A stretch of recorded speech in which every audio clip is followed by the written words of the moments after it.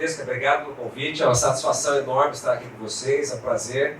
E temos agora alguns minutos juntos, então fique bastante à vontade para perguntar, para intervir no momento, no meio, né? Se surgir uma dúvida, perguntem. Esse é o objetivo aqui, é nós trocarmos o máximo de ideias possíveis em relação àquilo que nós fazemos de gestão de documentos para a área contábil, para a área fiscal e para a área financeira. Mas antes da gente falar exatamente sobre isso, eu quis trazer aqui uma frase para vocês, que é do ano de 1998. Então, lá em 98 já se falava em inteligência artificial. A Elaine Rich, que é uma famosa da área de tecnologia, ela diz o seguinte: a inteligência artificial é o estudo de como fazer os computadores realizarem tarefas em que, no momento, as pessoas são melhores. Ou seja, as pessoas fazem muito bem os seus trabalhos, mas elas fazem de maneira operacional, aquilo que o computador pode substituí-las. E às vezes substitui, inclusive, com melhorias, né, de velocidade, de acuracidade. Então é tudo isso que nós vamos buscar com a inteligência artificial, fomos buscar e conseguimos evoluir bastante. Principalmente porque no universo contábil, nós temos um volume de documentos muito grande, muito expressivo. E além do volume desses documentos, são tipos de documentos distintos. Então nós temos notas fiscais de entrada, mas nós temos as de mercadorias e temos as de serviço, que são completamente diferentes. Porque as de mercadoria nós temos um XML vinculado a ela, enquanto nas de serviço nem sempre temos um XML. Muitas vezes temos, inclusive, variações por município.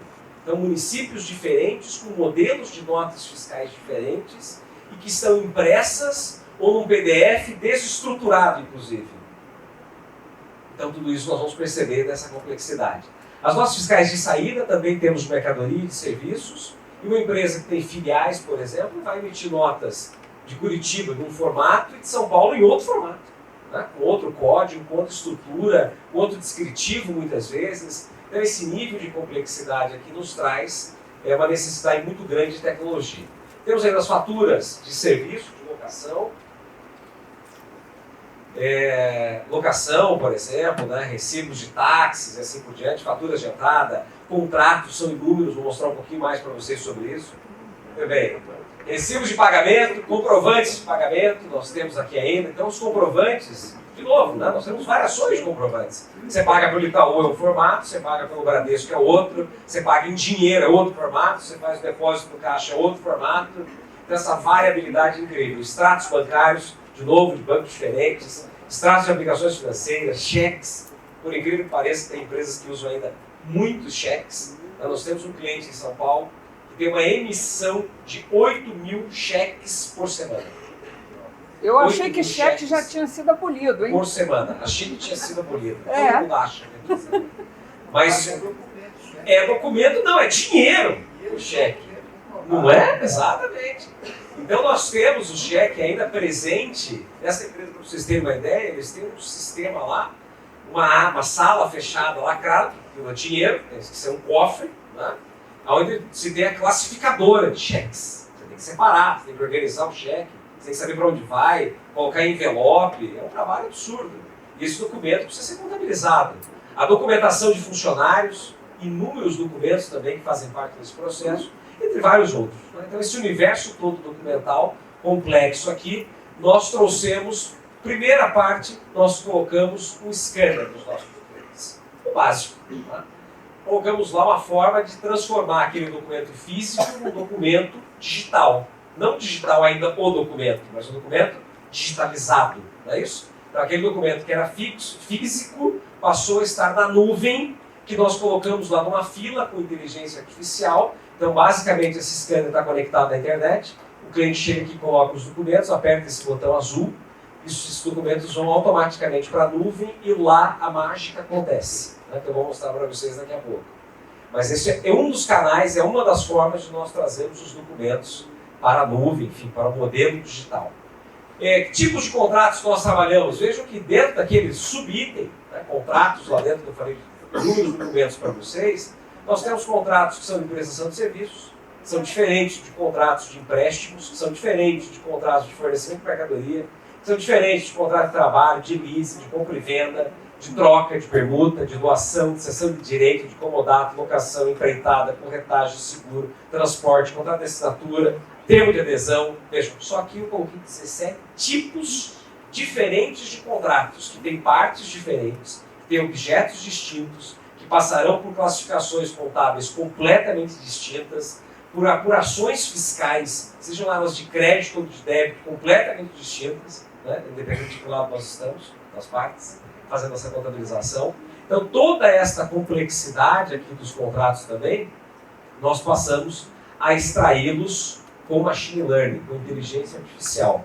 Então, no momento em que o contrato ele é inserido naquele scanner, ou ele é colocado no processo de upload, que eu já vou mostrar para vocês também, né, que ele é colocado pela nuvem, esse contrato ele chega lá no formato de imagem, muitas vezes. Chega no formato de PDF, chega no formato de Word, às vezes chega zipado. Né, o cliente arrasta o zip por dentro do outro zip.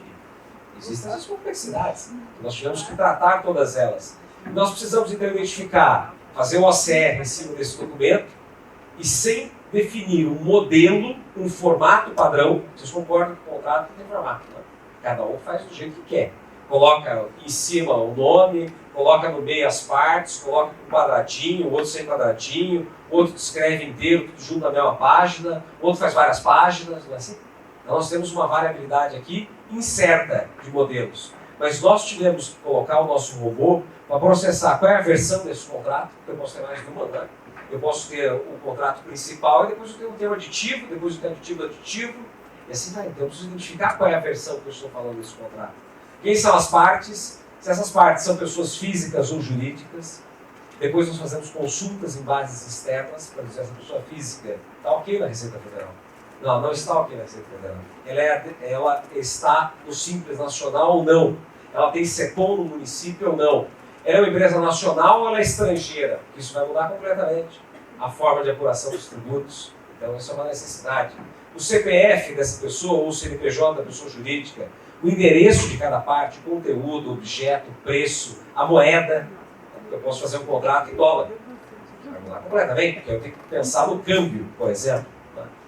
Ainda tenho base do preço, variáveis desse preço, forma de pagamento ou recebimento, número de parcelas que nós temos aqui, prazo contratual, multas, juros, penalidades, atualizações, data de assinatura, data de vigência das assinaturas, as testemunhas, o foro. Que foro é? Eu vou discutir esse contrato depois no foro daqui de Curitiba, eu vou discutir numa câmara de arbitragem. Então tudo isso nós precisamos colocar um robô para processar, identificar padrões, treinar uma rede neural para que ela fosse capaz de fazer essas extrações. Ah, mas isso é 100%? É lógico que não.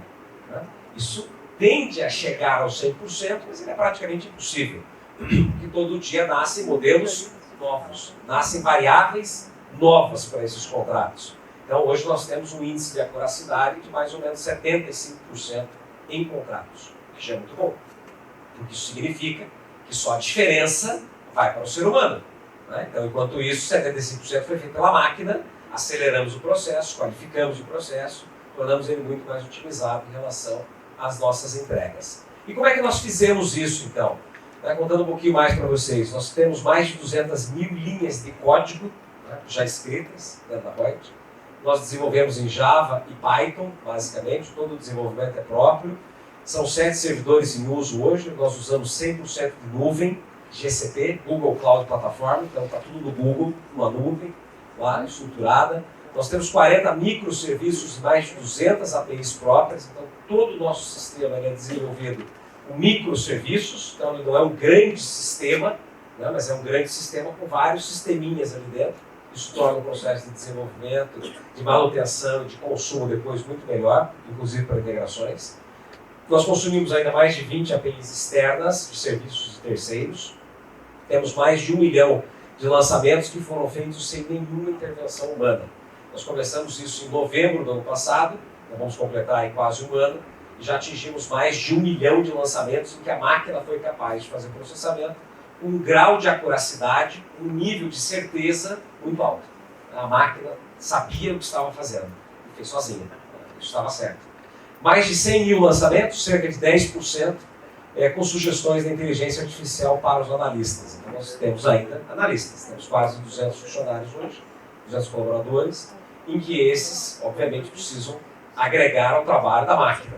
Né? Então aquilo que a máquina não fez, ou não foi capaz de fazer por 100% de acuracidade, nós complementamos e entregamos os 100%. Tá? E esse fluxo que nós desenvolvemos documental, o primeiro passo, como eu disse a vocês, é o envio do documento. Tá? Nós precisamos receber. Mostrei lá atrás para vocês, no primeiro slide, aquele monte de documento. Tá? Acabei não comentando, mas vocês sabem. A maior parte das contabilidades faz a troca dos documentos de uma maneira física. Vai um motoboy uma vez por mês, pega um envelopão gigante, né, ou vários envelopões, inclusive, né, uma lote, leva isso para a empresa de contabilidade, coloca numa mesa, separa o que é cada coisa, humanamente, tem uma porção de digitadores, um exército, que vai lá, pega aqueles documentos e começa a inserir em sistema. Um documento ou outro se perde, óbvio, um documento ou outro tem digitação errada, óbvio, porque é ser humano, né, ele erra, nós não podemos esperar dele 100%. Mas da máquina nós esperamos o 100%. Cobramos o 100%. Então o que nós fizemos foi colocar o máximo possível para a máquina e complementar com aquilo que ela não tem certeza para o humano, mas de uma maneira estruturada. Então esse envio de documentos ele é fundamental que ele ocorra de uma maneira mais simples, mais rápida, mais prática possível. Por isso nós colocamos o scanner e esse processo de upload mágico e criamos agora recentemente também a foto mágica. Então ele tira a foto do documento e essa foto já faz o processamento também, levando esse documento todos os dias para processamento. Isso faz com que a contabilidade seja mais rápida, a apuração fiscal seja mais correta, mais precisa. Não é? Depois eu preciso qualificar então, esse documento, porque o documento ele pode ter vindo de uma maneira truncada. Não? O documento veio ali com um comprovante em cima que impediu de visualizar o número. Esse documento pode estar rasurado, esse documento pode estar rasgado. Então a gente qualifica o documento, dizendo que esse documento está bom, eu consigo ler esse documento. Né? Eu, robô, no caso aqui. Depois o robô vai classificar esse documento, vai dizer, isso é um contrato, isso é uma nota fiscal de serviço, isso é uma nota fiscal de mercadoria, isso é um recibo de pagamento de táxi. Então ele faz essas classificações do documento para poder separar para onde ele vai enviar. Depois que nós fizemos essa classificação, nós submetemos ao nosso processo de OCR, que é transformar aquela imagem num texto. É isso que o robô tem que fazer. Para isso nós criamos uma técnica dentro da inteligência artificial, onde o nosso machine learning foi treinado para extrair o fundo das imagens que chegam dos documentos, reescrever o texto. Então nós reescrevemos o texto, deixando ele negrito, né? O texto para que o OCR consiga um nível de precisão maior. Porque, em geral, as soluções de OCR elas são muito falhas. Elas têm 25%, 30%, 40% no máximo de acuracidade. Ou seja, ainda tem 60%, 70% do ser humano fazer. É muito. Né? Então nós precisávamos qualificar o OCR. Tivemos um esforço muito grande de desenvolvimento de tecnologia para chegarmos nisso. Tá? Depois nós vamos extrair os campos que nos interessam nesse processo de OCR. Então, nós precisamos do campo de valor, nós precisamos do campo das partes, lá como eu mostrei a vocês, os contratos. São inúmeros os campos. Tá? Nós já mapeamos mais de 500 elementos, tá? Variáveis, onde nós precisamos trabalhar cada uma dessas variáveis, não só no processo de extração, como depois no processo, obviamente, de complementação. Que é essa complementação humana. Ou seja, o robô não tem certeza se aquele número que veio da nota fiscal, se são R$100 ou se são R$1.000. Vocês concordam que há uma diferença extrema nisso? Porque eu vou fazer um lançamento completamente errado. Se eu colocar o 100 ou se eu colocar o 1.000, né? Dependendo do que é o documento. E é só um zero de diferença, mais nada. Às vezes podem ser 2 zeros ou 3 zeros. E aí a diferença começa a ficar cada vez mais absurda no processo. Tá? Então eu preciso levar isso para uma complementação humana. Então o humano olha o documento do lado esquerdo dele numa tela, nós trabalhamos com 2 telas, na outra tela ele olha o que o robô disse. Está errado. O robô vai aprendendo, inclusive, com isso. É um processo que nós chamamos, daqui a pouco eu vou mostrar a vocês, de reinforcement learning. Ou seja, eu ensino o robô todos os momentos. Então a inteligência artificial ela aprende ao longo do processo. Em toda inteligência artificial nasce um bebê. Nasce um bebezinho ali com pouca inteligência. Ela foi treinada, mas ela tem um treino muito pobre perto do que ela tem a capacidade de se desenvolver. E ao longo do tempo, quanto mais nós a utilizamos, mais nós a reensinamos, mais ela aprende. A diferença é que o humano não atinge o mesmo nível de um ser humano aos 40, 50 anos de aprendizado naquele elemento, obviamente. Né? Ela tem um nível de aprendizado muito rápido, muito intenso. Isso nós submetemos depois a um robô fiscal, onde nós temos crawlers, né, robozinhos que ficam buscando, lendo diários oficiais, através desse robô, nós conseguimos enriquecer a nossa base de inteligência fiscal. Para dizer, este documento fiscal, então, ele é uma contratação de licenciamento de software, o código de serviço que eu espero dele é o código 105, da Lei Complementar 116 de 2003. Esse código 105 prevê que não há retenções de IR, de CSLL, nem de PIS, nem de COFINS, e então eu preciso ver isto no documento. Está assim? Não, não está. Se não está, eu devolvo para o fornecedor. Isto num processo humano, entendam, funciona da seguinte maneira numa contabilidade tradicional. Depois de um mês que o documento foi processado, ao final do mês, no 5º, 10º dia do mês subsequente, os documentos chegam para a contabilidade. No 15º ou 20º dia do mês subsequente, alguém vai pegar esse documento,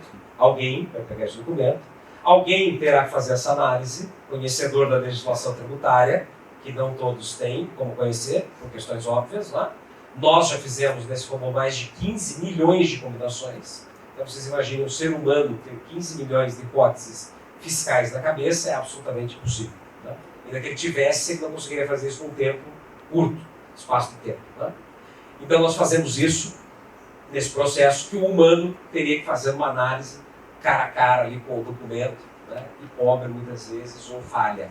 Então o robô fiscal faz toda essa análise e depois ele submete isso ao robô contábil. Então ele diz, se está ok o documento fiscal. Se está ok o documento fiscal, eu já atingi então um nível, né, de certeza, de segurança em relação à minha apuração dos tributos, daquilo que eu tenho para pagar, daquilo que eu tenho para me creditar em relação a esses tributos. Eu vou submeter isso ao robô contábil que faz a classificação. Ele vai dizer, essa cadeira que foi comprada nesta empresa aqui, que é o Instituto, né, o IBPQ, onde nós estamos, ela vai para o ativo imobilizado, certo? Ela será utilizada, essa cadeira. Mas se eu estivesse numa loja de imóveis, essa cadeira iria para onde? Para o estoque. Eu vou revender essa cadeira.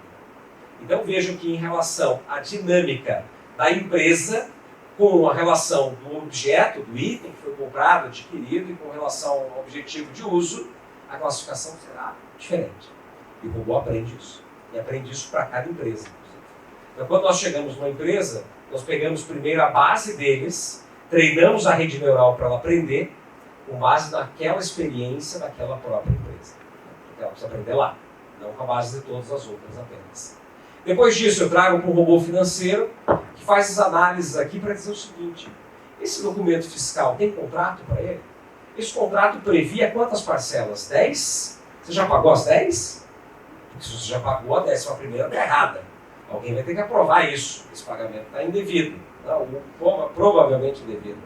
Esse robô financeiro faz o agendamento do banco, inclusive. Ele lança lá no banco para pagar. Como é que funciona isso nas empresas? Normalmente, nas empresas, eu tenho o lançamento do banco manual ou via arquivo. Esse lançamento ele acontece antes da contabilização, ele acontece antes da apuração fiscal, porque normalmente não há tempo. Né? Eu preciso pagar amanhã, eu preciso pagar semana que vem, e a contabilidade só vai acontecer no outro mês. Ou na outra semana, dependendo da empresa, se for muito organizada, né? Muito agilizada. O que nós fizemos com a inteligência artificial foi uma inversão do fluxo. Ou seja, primeiro eu faço a apuração fiscal, primeiro eu faço a análise contábil, para só depois eu pagar. Porque aí eu só pago o que eu tenho certeza que eu tenho que fazer o pagamento. Depois eu venho para um processo de aprovação, que tem que ser do cliente, é humano esse processo, e aí então eu lanço isso no RP do cliente. Esse lançamento do RP, normalmente é por onde o lançamento começa. Tá? A empresa primeiro chega no documento, a nota fiscal, o contrato, o boleto, ela vai lá, lança no RP dela, alguém aprova, paga, né? Depois ela faz uma análise financeira, já paguei, mas agora eu vou analisar se eu tinha que ter pagado ou não. Muitas vezes é tardio, e esses pagamentos são feitos de maneira indevida, né? De maneira em duplicidade e assim por diante. Depois que faz, normalmente, né, as empresas, depois que faz essa, aí elas vão contabilizar, depois de contabilizar ela vai apurar os tributos, depois de apurar os tributos ela manda para o processo humano. Então vejam que o tratamento do arquivo, o tratamento do documento aqui, de maneira correta, de maneira plena em relação ao uso da tecnologia da inteligência artificial, nos permite fazer essa inversão do fluxo. Perfeito? Uma dúvida aqui, gente? Não. Ótimo. Bom, e aí como é que funciona isso na prática, então? Como é que é o nosso sistema? O nosso sistema, nós chamamos ele de Reutbank. White Bank, que é uma fintech, né? Estávamos falando aí antes das fintechs. O que é a fintech? Né? Ela mistura aplicações do mundo financeiro com o mundo da tecnologia. É exatamente isso que nós colocamos aqui. A inteligência artificial, cuidando de processos financeiros e, ao mesmo tempo, contábeis e fiscais. Então, aqui não sei se dá para enxergar muito bem aí. Eu não estou enxergando nada, mas espero que vocês estejam. Temos aqui indicadores, upload mágico, extrato bancário e contábil. Nós unificamos o extrato do banco com a contabilidade. Colocamos aqui um gestor tributário, gestor de contratos, pagamentos, recebimentos e assim por diante. Não é um RP, importante dizer isso. Nós não temos nenhum objetivo de substituir o software de gestão. Nosso papel, nosso objetivo é substituir o processo humano de uso do software de gestão para a contabilidade, para o fiscal e para o financeiro. Né? Contas a pagar e contas a receber. Aqui no processo de upload mágico, o cliente clica aqui em enviar documentos, ele arrasta e solta aquilo que ele colocaria no scanner. Ou ele manda automático para um e-mail, ele diz lá, olha, fornecedor, me manda as tuas notas, boletos, os teus contratos para recebimento@xpto.com.br. Nós vamos monitorar este e-mail, o robô faz isso e fica trazendo esses documentos para cá. Precisa separar o documento? Não. Precisa classificar o documento? Não. E quem fez isso foi a inteligência artificial. Ok? Depois nós temos então aqui esse recebimento do documento, ele passa lá por todo aquele processo que eu descrevi a vocês agora, com a CR, análise tributária, classificação contábil, faz o vínculo entre os documentos para dizer se esse contrato pertence àquele boleto pertence a essa nota, e assim por diante. Isso vem para nós, um processo humano, como eu disse a vocês, liberamos isso para pagamento e lançamos no ERP. Ok? Então esse fluxo inteiro, ele nos traz aqui a possibilidade de já trazer para o cliente, por exemplo, vejam só, os pagamentos. Então ele só tem que clicar aqui em autorizar o pagamento. Mas esse pagamento já foi checado o contrato, já foi checado o boleto, já foi checada a nota, já foram feitas apurações fiscais, já foi feita a contabilização, tudo já aconteceu. Tudo já aconteceu. Mas o documento acabou de chegar. Sim, acabou de chegar o documento. Né? Eu trago então para cá um extrato bancário e contábil, onde eu mostro para o cliente, lá no banco, quando a gente abre o banco hoje, você vê o que lá? Histórico. Né? A data, o histórico, o valor e o saldo. É isso que diz o banco. Mas que relação isso tem com o fiscal? Nenhuma. Que relação isso tem com o contábil? Nenhuma. Alguém, em algum momento, fará, de uma maneira muito ainda manual, na maior parte das empresas, uma conciliação. No nosso método não existe conciliação. Porque eu só paguei o que eu já sei que vou pagar. O que eu já tenho de documento. O que eu já fiz a apuração. Então tudo já aconteceu antes. Isso nos permite, então, trazer junto aqui com o histórico, a análise tributária, a classificação contábil, todos os vínculos desses documentos, o recibo, o comprovante de pagamento já aparece aqui vinculado. Né? Então não preciso mais fazer esse processo todo e passa a ser apenas uma autorização. Aqui tem muitas outras coisas, né, gente? Eu estou mostrando só algumas para vocês. Gestor tributário, por exemplo, eu trago lá todos os tributos, tributo, com crédito, com débito, com pagamento, né? Quanto que eu tenho que eu vou pagar, não vou pagar. Ah, mas cadê a guia? Para que guia? A guia está aqui dentro. Pronta, agendada, estruturada, com o crédito, com o débito, com a memória de cálculo, com os documentos anexos. Ah, mas eu preciso mandar para a auditoria, mano. Um acesso para a auditoria. Vai ver aqui dentro, com toda a documentação. Ainda, nós falamos da foto mágica, né? Nós colocamos aqui para os funcionários. Então nós temos uma aplicação mobile, que nós chamamos de White People, onde nós temos lá um documento do funcionário, no processo de admissão, quando ele chega na empresa.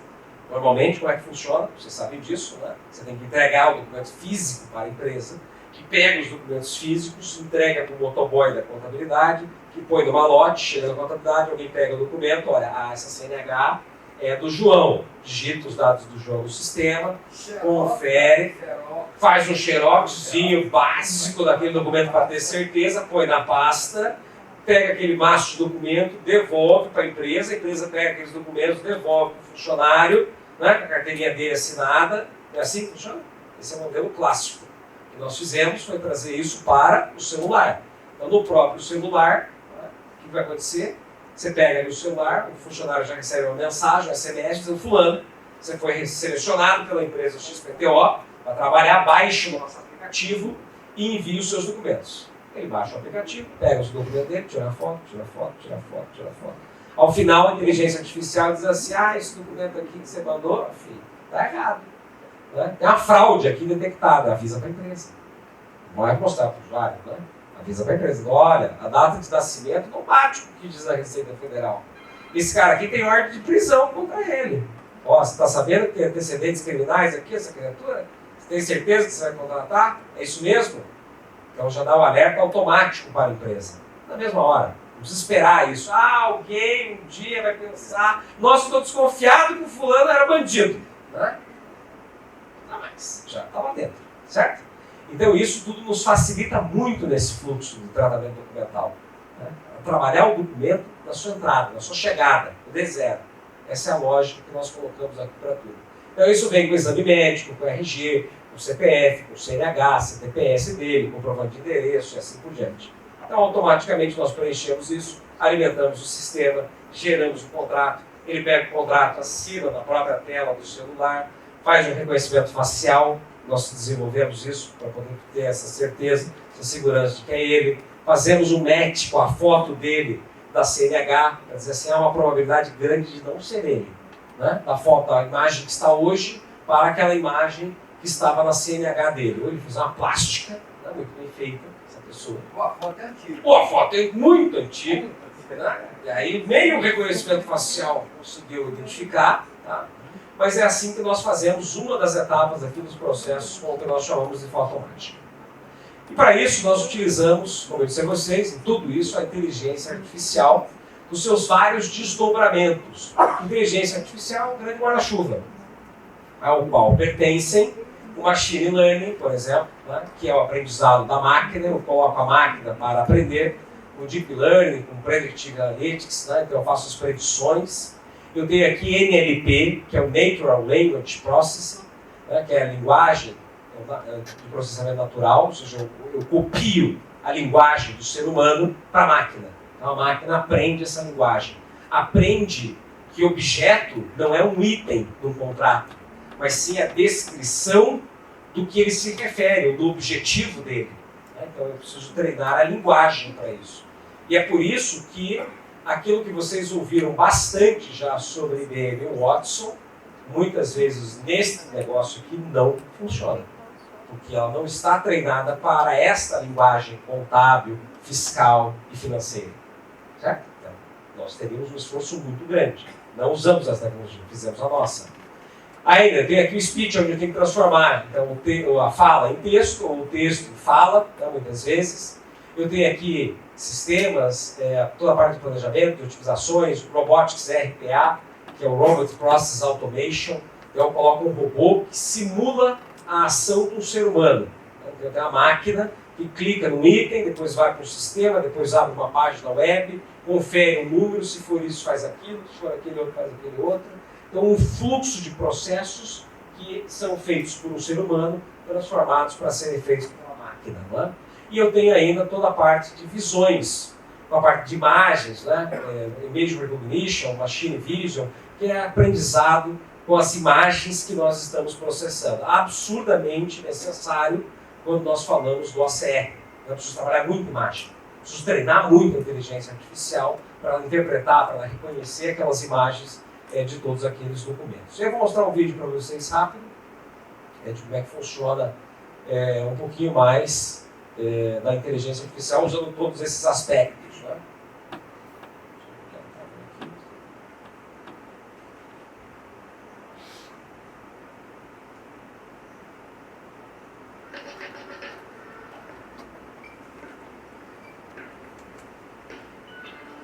O som não é muito relevante, importante é a imagem.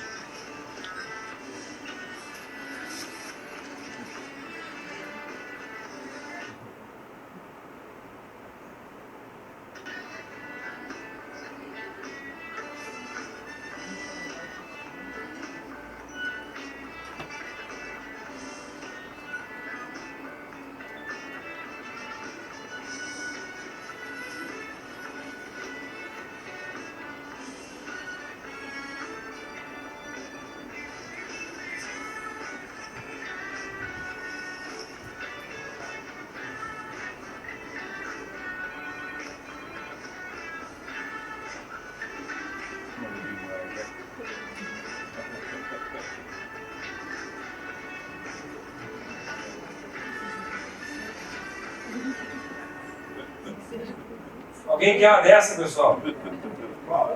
Quero não. A maquininha.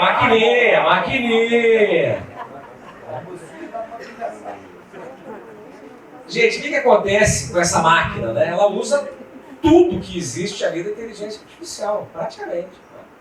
Todos aqueles recursos que nós falamos estão presentes na Molly. Ela tem reconhecimento facial, ela tem reconhecimento de imagens absurdo, que ela pega os movimentos, inclusive, para treinar aquele robô que vai reproduzir mecanicamente depois o ser humano fazendo ali a preparação da receita. Aquilo ali usa muito, né, na máquina para aquele processamento acontecer. É lógico que um robô desse custa uma fortuna ainda, né? Me parece que são 150, 200 mil dólares para você ter isso aí em casa hoje. Alguns de vocês com certeza já estão entrando na internet fazendo a compra, imagina. Né? Cadê a nossa colega da Land Rover? Né? Seguramente. Não é? Seguramente. Mas enfim, o fato é que isso aqui tudo usa muito inteligência artificial e está presente em todos os segmentos, em todos os negócios. Tá? E o que é isso então? Nós temos vários componentes aqui do machine learning, do aprendizado de máquina, onde ele pode ser não supervisionado, onde ele tem ações que ele toma de maneira automatizada, supervisionado, onde eu tenho que confirmar, eu tenho interações humanas conjuntas, e eu tenho, como eu disse a vocês, a parte do reinforcement learning, onde eu ajudo a máquina a aprender. Então eu trabalho com ela nesse processo de ensiná-la. Bom, e aí, então depois de tudo isso, o que os contadores farão? Né? Essa é a pergunta clássica de todos vocês aí. Não tem mais ninguém para fazer contabilidade, ninguém vai precisar de contador, a máquina vai fazer tudo sozinha. Não. Né? Não acaba. Isso, também, né? Mas os contadores, a grande verdade é a seguinte, pessoal. Nós no Brasil criamos uma máxima e há uma lenda, né, muito forte no Brasil de que a contabilidade ela é para o fisco. A maior parte das empresas elas têm contabilidade para cumprir obrigações fiscais, apurar tributos e pagar as guias. Só.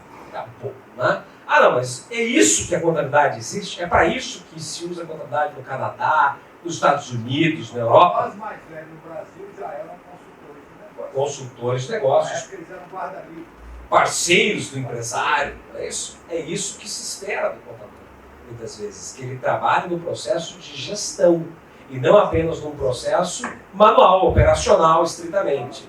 Então aqui nós temos uma pesquisa da Future of Jobs, né, que diz o seguinte, as top 10 habilidades, né, em 2020, quando que é 2020, gente? Amanhã é 2020, já acabou, já chegou, né? Nós já estamos no final de setembro, o Papai Noel já está chegando, né? E nós temos então as previsões aqui dizendo o seguinte, a solução de problemas complexos. Você fala aí um pedacinho da sua fala, muito boa. Né? Solução de problemas. É para isso que as pessoas existem. Elas precisam existir para resolver problemas. E tem gente que diz assim, eu estou cheio de problema. Aleluia. Aleluia, irmão! Levanta a mão para o céu e agradece. Isso. Então, que bom que temos problemas, né? Eu acho ótimo quando a gente tem problema. É assim que tem que ser. Se tiver problema, você precisa existir. Deixa a máquina, vai resolver. Né? Pensamento crítico, criatividade, gestão de pessoas, empatia com os outros, inteligência emocional, bom senso, tomada de decisão, orientação para serviços, negociação, flexibilidade cognitiva. Gente, nada disso a máquina vai fazer. Não tão cedo. Né? Temos muito caminho, não tenha dúvida. Vamos chegar lá? Vamos. Mas tem tempo. E outra, quem vai chegar lá? Quem vai desenvolver isso até chegar lá? Nós que estamos aqui. Então nós estamos no melhor momento do mundo. Nós estamos no início de uma revolução. Sempre com a tomadinha para poder desligar a máquina. É isso aí. O que você sabe daquela historinha das duas máquinas começaram a se falar e tiveram que A história é bonita, né? Teoria conspiratória moderna. É boa. Muito bem. Ainda, pessoal, questionamentos, né, dos empresários, que dúvidas vão existir sempre. Né? Todo empresário vai perguntar, vai ter dúvidas sobre uma operação, sobre um processo, sobre um detalhe, sobre um elemento, né? Regime tributário que ele deve escolher. A máquina vai ajudar a tomar essa decisão. Mas alguém tem que discutir essa decisão. Né? Qual a empresa que eu deixo meus funcionários, na A, na B? Minha atividade vai ser um produto, vai ser um serviço? Eu tenho que recolher quais impostos das minhas importações, por onde que eu vou importar? Pelo estado A, pelo estado B, por outro país, por outra estratégia? Como eu vou desenhar isso? Como é que o meu contrato social, né, eu vou fazer isso com os meus sócios, essa estruturação? Eu seria uma EIRELI, uma limitada, uma SA de capital fechado. No Brasil, 99% das empresas são limitadas, ou EIRELIs. Enquanto 99% das empresas nos outros países são SAs de capital fechado. Quem vocês acham que está certo e quem vocês acham que está errado? O mundo ou a gente? Só assim, uma ideia. Né? Qual é o percentual da minha carga tributária efetiva sobre a receita bruta? Quanto é que eu tributo de fato? Né? O que isso representa no meu preço da verificação? Eu posso contratar uma pessoa jurídica com segurança, um PJ, né?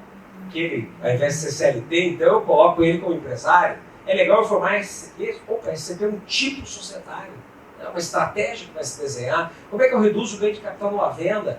Que eu escolho CPRB ou não, que é uma forma de tributação sobre a folha ou sobre a receita. Tudo isso são elementos que nós precisamos de informações estruturadas que chegaram através daquele processamento todo que eu mostrei a vocês, de uma maneira rápida, porque se for tardio não adianta mais, né? Nos trouxe informações e a partir dessas informações geram discussões, construções de estratégias e ações. É isso? E essas ações é que vão nos levar aos melhores resultados. É assim que nós precisamos agir.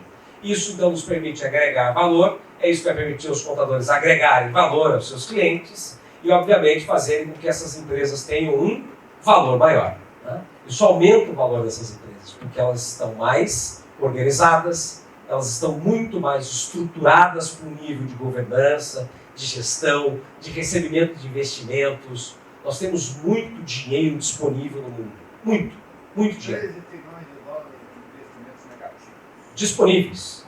É isso aí. Aceitando não ser remunerado. Perfeito. Ou seja, estão lá, mas não tem gente para pegar. Por que não tem gente para pegar no Brasil? Por que investidores não vêm para o Brasil? Primeiro, pelo nível de confiança baixo no nosso país. Mas esse dinheiro não está aqui, né? Está na Suíça. Está fora, isso. Então, não está aqui porque existe um nível de confiança ainda baixo. A partir do momento, e existe um nível de incerteza alto com o nosso sistema tributário.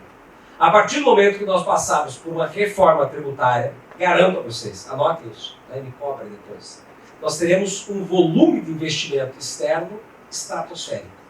Muitos grandes investidores, fundos de investimento, fundos de previdência, virão para o Brasil, eles estão aguardando isso. Virão para o Brasil com todo esse dinheiro disponível para comprar empresas, para fazer investimentos. E a primeira coisa que esses investidores olham é o que nas empresas? Alguém sabe? Tributo, olha a contabilidade, olha a estrutura dela de gestão, olha no modelo de negócio, ele faz sentido em relação, ele é viável em relação a esse sistema, a esse modelo tributário. Muitos negócios não são viáveis no Brasil. E não são viáveis não porque o negócio é ruim, porque o negócio funciona no mundo inteiro. Mas no Brasil não vai funcionar porque o tributo é caro. Porque o tributo é alto para aquele produto, para aquele... Cobrado no lugar errado. Também, que muitas vezes acontece, né? Porque nós cobramos em vários momentos, diferente dos Estados Unidos, que cobra na saída. Né? Ou seja, é o cliente, é o consumidor que paga quando compra. Né? Quem já foi aqui nos Estados Unidos sabe quando entra lá naquelas lojas do Walmart gigantescas, monstruosas, que tem produtos de todos os tipos. Sabe quanto custou em tributos aquele estoque que está lá? Zero. Zero. Não tem nada de tributo lá dentro. Porque só vai ter tributo quando a pessoa passar no caixa e levar para casa. Até aquele momento não teve tributo nenhum. O Estado não arrecadou nada. No Brasil, vocês sabem quanto tem de tributo até aquele momento?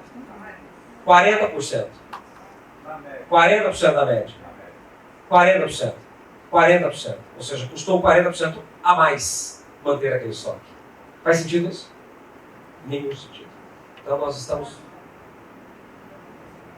temos muita coisa, né? Para mexer, para melhorar, sem dúvida nenhuma.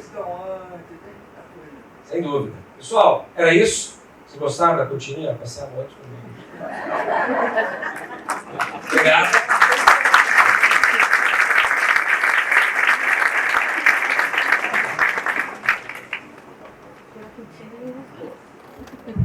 Tô sem palavras para vocês. É fantástico, é assustador, mas é isso aí, é isso mesmo. Uma curiosidade minha, curiosa. Como é que essa turma jovem está saindo dos cursos de contabilidade? Infelizmente, a maior parte deles ainda no modelo tradicional. Né? Isso aqui me assusta. Infelizmente, ainda muito no modelo tradicional. Não tenha dúvida, não tenha dúvida. Ainda fazem, ainda fazem. Então, as universidades elas precisam se reorganizar, se reinventar rapidamente. Essa é uma das minhas preocupações. Está tendo aí um delay em várias áreas. Várias áreas. O direito também é assim, em várias áreas que eu questiono tem esse delay. Isso é preocupante. Né? Não sei como é que vai resolver isso. E vamos abrir as perguntas? Vamos lá. Na realidade, você não precisa me dar, quem precisa porque é uma pergunta meio assim, né? Do ponto de vista dos seus clientes, com todo esse processo que você desenvolve para eles, isso deve dar um ganho, né?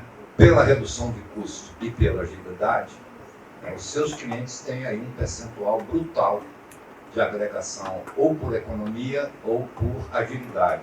Você tem esse número mais ou menos? Você não precisa entregar de preciso, não.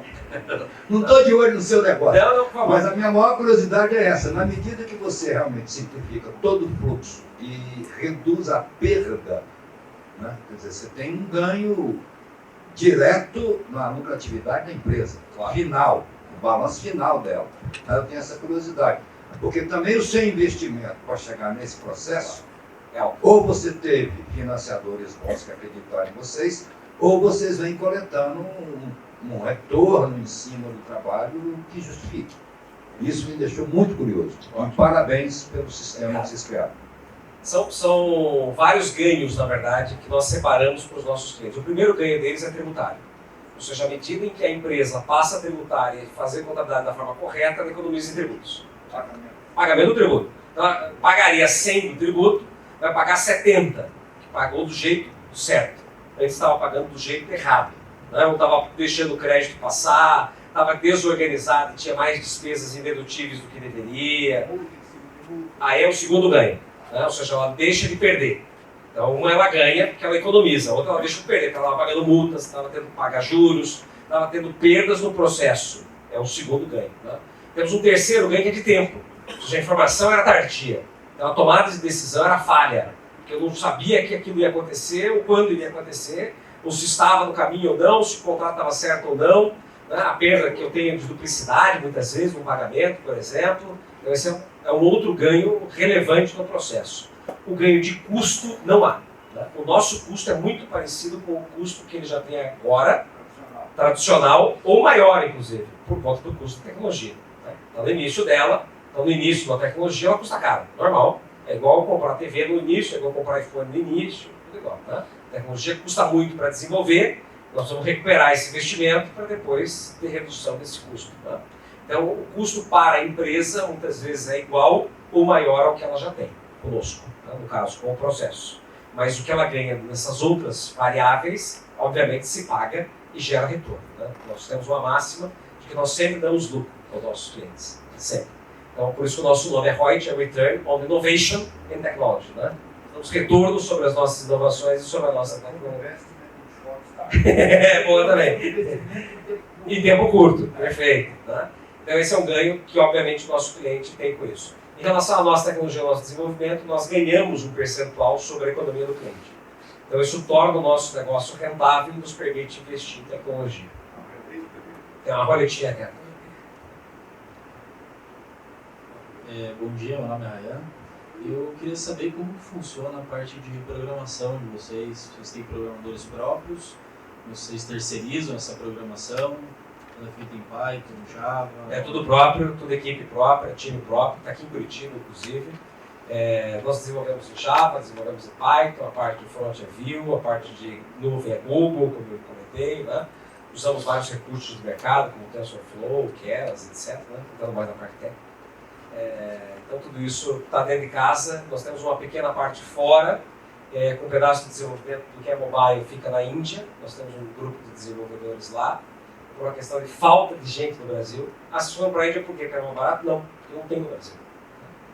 Então falta gente no Brasil, falta muita gente de desenvolvimento. Né? É incrível. Né? Recentemente, não, foi antes de eu, em São Paulo, uma empresa lá disse o seguinte, disse, olha, se eu tivesse aqui hoje 500 desenvolvedores, eu os contrataria. Não sei o que eu vou fazer com eles, mas eu os contrataria. Porque tem dinheiro, tem necessidade no mercado, mas não tem gente. Então isso é uma demanda muito grande que ainda existe. Então nós tivemos que buscar isso fora. E a gente só desenvolve o que não existe. Então o que já existe a gente integra. Então, por exemplo, eu não sou um RP, porque existe um monte de RP. Eu não sou um software de obrigação acessória, de tributos, porque já existe um monte de obrigação acessória. Então os softwares comoditizados, eles não precisam ser desenvolvidos, eles precisam ser usados. A gente parte dessa massa. Obrigado.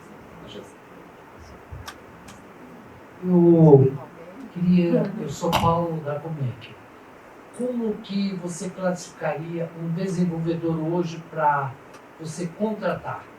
Digamos assim, o cara se forma, gestor, aí na gestão ele tem um leque de opções. Ele pode ser gestor de projetos, pode fazer, e uma das opções é desenvolver.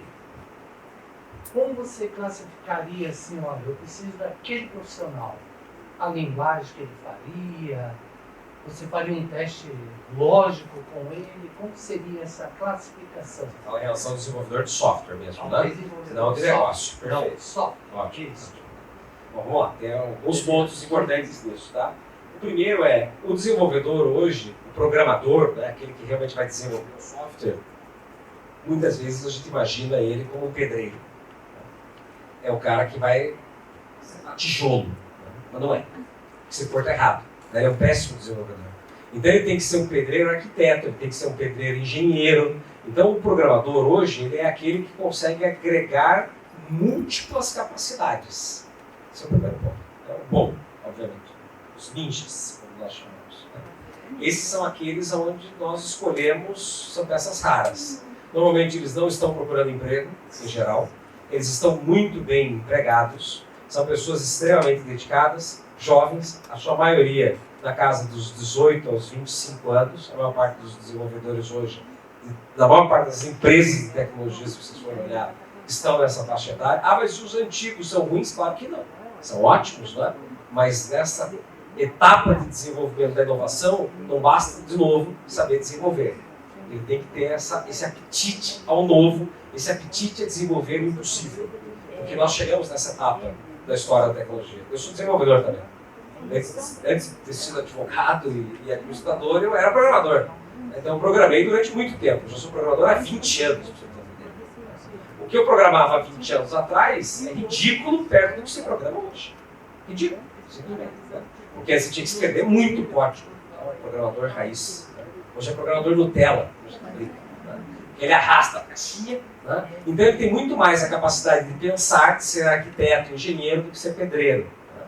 Nesse processo. Então esse desenvolvimento todo evoluiu de uma forma absurda, gritante, e o que tem disponível hoje no mercado, o que tem disponível hoje de tecnologia, exige esse apetite ao novo, essa capacidade de entender do negócio e ao mesmo tempo entender da tecnologia. E isso é errado.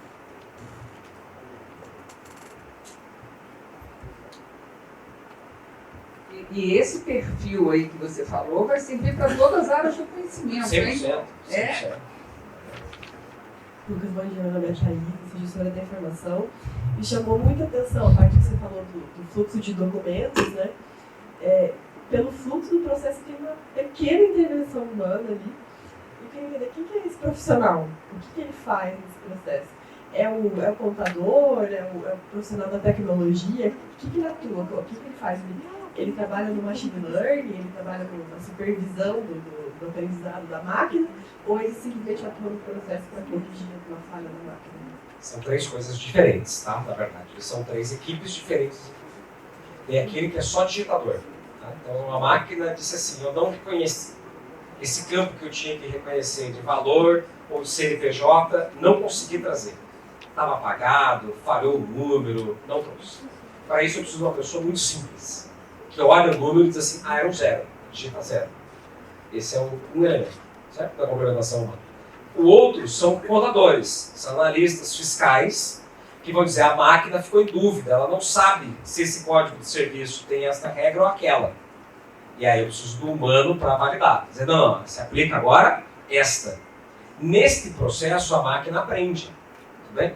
Então, ela aprendeu que naquela circunstância usa-se aquela regra e não a outra. Então, ao mesmo tempo em que ele ajusta o fluxo naquele item específico, ele também já ajustou para os próximos. Tudo bem? Isso é muito legal. E tem um terceiro elemento, uma terceira pessoa nesse processo, que é a de curadoria, mas que não está nesse fluxo. Está fora desse fluxo. Está no fluxo só aquelas duas. Tá? A de curadoria é para ensinar o robô. Então o robô, quando ele faz o treino, nós treinamos ele com base lá no Machine Learning, eu pego a base histórica da empresa. Eu falei isso para vocês. Mas essa base histórica pode ter erros. E aí? Se eu colocar a base com erro, eu ensinei a inteligência artificial a reproduzir com erro. Então eu preciso de um curador. Eu preciso de alguém que olha para aquele processo, para aquele resultado que foi extraído e diz, não, isso aqui está errado, isso aqui está certo, isso aqui está certo, isso aqui está errado. Essa é a curadoria. Tudo bem? Lucas, assim, eu me preocupo, trabalho com a questão da informação, né, na perspectiva da tomada de decisão certa. Só que a tomada de decisão nos níveis hierárquicos mais altos, ela é totalmente baseada em informações não estruturadas. Né? Muito feeling. A contabilidade é 100% estruturada, desde que o Luca Pacioli definiu o método das partidas dobradas, beleza. Qual é o problema que nós temos? É o problema Brasil, né? É o problema de que você tem, às vezes, um tenente do Corpo de Bombeiro lá no municípiozinho lá, legislando questões que a empresa tem que atender determinadas coisas. Beleza, você falou que você tem lá um conjunto de robozinhos que ficam buscando, vendo legislações para poder fazer esses ajustes, né?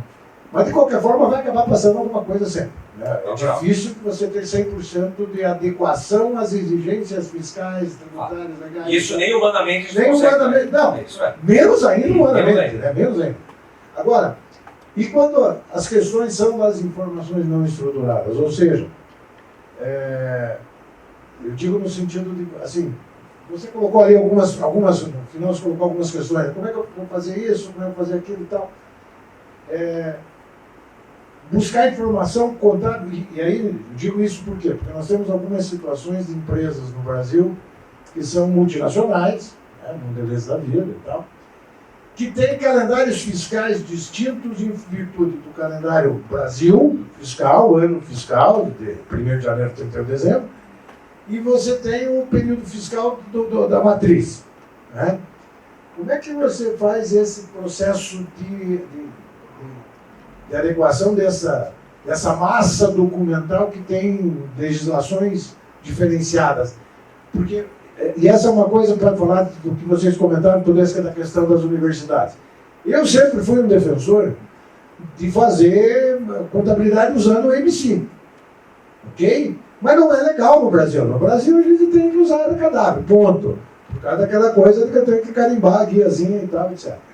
Então você tem que atender a questão legal, e eu sou crítico. Ontem eu não quis falar muito aqui, porque os arquivistas iam me crucificar na hora que eu falasse, mas eu participei de muita reunião de CIRA, etc., que é simples, dá para reduzir muita coisa, mas é lei, tem que mudar a lei. Né? Como é que a gente faz para adequar daí, e aí a questão, né, eu estou falando especificamente aqui na contabilidade, quando eu tenho que fazer essa questão que envolve mais um país, 2, 3 às vezes e tal, como é que vocês resolvem isso? A minha pergunta é mais nesse sentido. Ótimo. Ótimo. E eu vou piorar a sua pergunta, então, né? O seu exemplo, que é o seguinte. Complique mais. Você falou da questão contábil, tem a questão fiscal ainda. Porque ainda tem efeitos fiscais nos outros países, onde eu tenho que fazer reconhecimentos diferentes, assim por diante. Como é que nós resolvemos isso? Primeiro, nós ainda não resolvemos. Tá? Esse é o primeiro ponto. Nós ainda não resolvemos. Tá? Estamos num caminho para isso que nós acreditamos. Quando nós montamos a nossa tecnologia, né, o Machine Learning, ele foi treinado para nós identificarmos quais são as variáveis de entrada e o que nós chamamos de variáveis de consequência. Ou seja, para entradas diferentes eu tenho saídas diferentes. Bom, certo? Com esse treino do Machine Learning, eu posso pegar a base hoje de tributação. Veja, eu posso pegar, não peguei ainda, então não sei se vai funcionar. Estou sendo bastante franco com vocês. Mas eu posso pegar a base hoje do México, processar no meu Machine Learning, depois de identificar quais são lá as variáveis, entrar lá com essas variáveis de consequência, fazer um depara para as que eu tenho no Brasil e processá-las e aprender.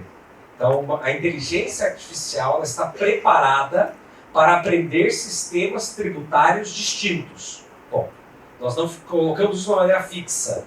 Não, nós vamos colocar o machine learning para aprender ICMS. Então, eu ensino para ele como é que é a estrutura do ICMS. Nós não fizemos isso. Justamente por acreditar, primeiro, que esse sistema tributário que está presente hoje tem duração curta, certo? Isso é sabido para todos nós. Não se sustenta por mais 2, 5, 10 anos de maneira nenhuma. A gente quebra o país. Se o nosso sistema tributário continuar igual, nós quebramos o país. Nós vamos ficar pior que a Grécia, pior que a Venezuela em 5 anos. Garanto a vocês. Não tem como. É impossível, impraticável nós seguirmos com o modelo que temos hoje. Isso já é uma certeza para o Paulo Guedes, para o Bolsonaro, para o Congresso. Não é um projeto de reforma tributária, já foi discutido. Isso é certeza há 30 anos. Há 30 anos. Agora é a certeza que eles querem mexer. Agora a água bateu, né? Isso, está na cabeça, passou um pouquinho já quase, então vai mexer. Então nós criamos a tecnologia pensando nisso. Pensando que existem variáveis não controladas. Ou seja, eu não consigo saber o que é, mas eu preciso deixar a inteligência artificial pronta para aprender. Então essa foi a nossa estratégia. Isso vai funcionar quando eu chegar no México? Não sei, né? De verdade, mas a gente acredita que sim.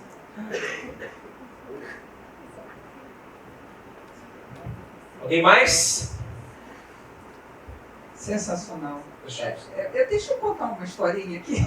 Eu não resisto, porque eu comecei a minha carreira só no analógico, né? Só papel. Então tem alguns exemplos, por exemplo, falando aí do link com empresas multinacionais. Uma vez uma empresa canadense me pediu, era grande especialista em gestão de documentos, fazer uma tabela de temporalidade porque eles queriam diminuir o fluxo de documentos, né? E melhorar o fluxo também de documentos. Não tinha software naquela época, você imagina. Eu contratei um cara de OIM, alguém sabe ainda o que é OIM? Aprendemos isso na administração. Imagina, era no Rio, né? O cara era uma empresa canadense, a sede no Brasil era no Rio. Procurei um cara de OIM da FGV, tinha que ser bom. O cara desenhou todos os fluxos à mão, eu tenho guardado essa preciosidade até hoje, cada fluxo à mão. Fizemos a tabela de temporalidade e, para nossa surpresa, quando nós fomos aprovar com o jurídico, eles aumentaram todos os prazos, fizemos uma coluna, porque, por exemplo, as auditorias da empresa eram muito rigorosas e eles colocaram prazos bem maiores do que a nossa legislação, que já é bons prazos, né, de guarda e de fiscalização e tudo.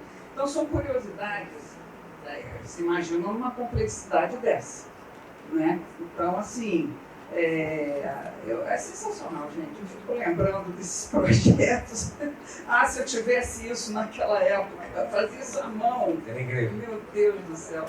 Lu, sensacional. Muito obrigado, pessoal. Muito obrigado. obrigado. Para vocês.